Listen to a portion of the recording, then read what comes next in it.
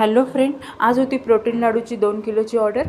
Protein लाडू तयार करण्यासाठी काय काय साहित्य लागतं आणि ते कसे करायचे याची रेसिपी आपण बघूयात।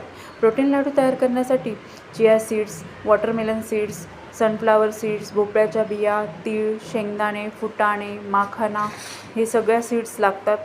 आणि आता ह्या सगळे पदार्थ घेऊन मंद गॅसवर व्यवस्थित तडतडेपर्यंत भाजून घेणार आहोत। आता आपण भाजत आहोत सनफ्लावर सीड्स। सगळ्या सीड्स मंद गॅसवरच भाजायच्या आहे तडतडेपर्यंत। त्या छान फुलतात आणि त्याला टेस्ट पण छान येते। आता ह्या घेतल्या आहे आपण वॉटरमेलन सीड्ससुद्धा छान फुलतात। आता भोपळ्याच्या बिया भाजून घेणार आहोत आपण। भोपळ्याच्या बिया भाजून झाल्यानंतर आपण घेणार आहोत फुटाणे फार भाजायचे नाही आहे। फुटाण्यातलं फक्त मॉइश्चरायझर जाऊपर्यंत, त्याचा ओलसरपणा कमी होईपर्यंत थोडंसं तूप टाकून व्यवस्थित भाजून घ्यायचं आहे। चिया सीड्ससुद्धा फुलेपर्यंत भाजून घ्यायचे आहे। चिया सीड्स जरी खूप बारीक दिसत असल्या तरी पण त्या गावरान तूप टाकल्यानंतर मंद गॅसवर छान फुलतात। त्यानंतर आपण शेंगदाणे पण भाजून घेतले आहे। त्यानंतर आपण घेतलं आहे माखाण्यातलं पण ओलसरपणा जाऊपर्यंत ते भाजायचे। ते छान कुरकुरीत होतात। मग थोडे माखाणे भाजायचे म्हणजे ते व्यवस्थित भाजल्या जातात। हे सगळं भाजून झाल्यानंतर मिक्सरला याची पावडर करून घ्यायची आहे। सगळ्याची एक करून, सगळं एकदम घ्यायचं नाही, सेपरेट सगळ्याची पावडर करायची आहे। आधी माखाणा बारीक करून घेतला, आता भोपळ्याच्या बिया, नंतर चिया सीड्स, नंतर तीळ, फुटाणे असं सगळं वेगळं व्यवस्थित बारीक करून घ्यायचं आहे।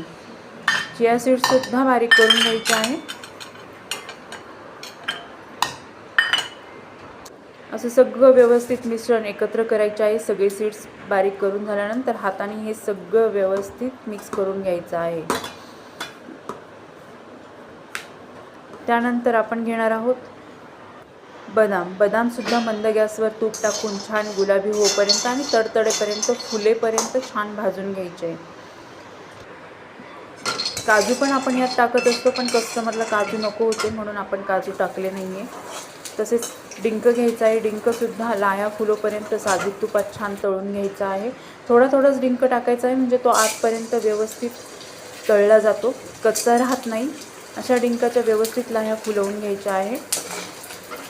त्यानंतर आपण घेतला आहे खजूरसुद्धा गरम करून घ्यायचा आहे। तो अतिशय मऊ होतो आणि मिश्रणात व्यवस्थित एकजीव होतो।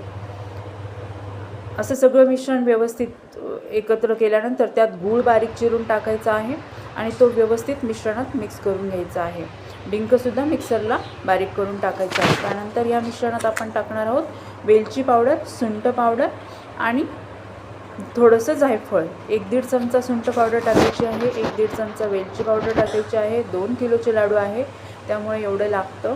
आणि थोडंसं जायफळ टाकायचं आहे आणि हे मिश्रण व्यवस्थित हाताने एकजीव करून त्यात गावरान तूप टाकून हे लाडू वळून घ्यायचे आहे। अशी लाडूची रेसिपी तुम्हाला आवडल्यास लाईक, शेअर, सबस्क्राईब जरूर करा। थँक्यू।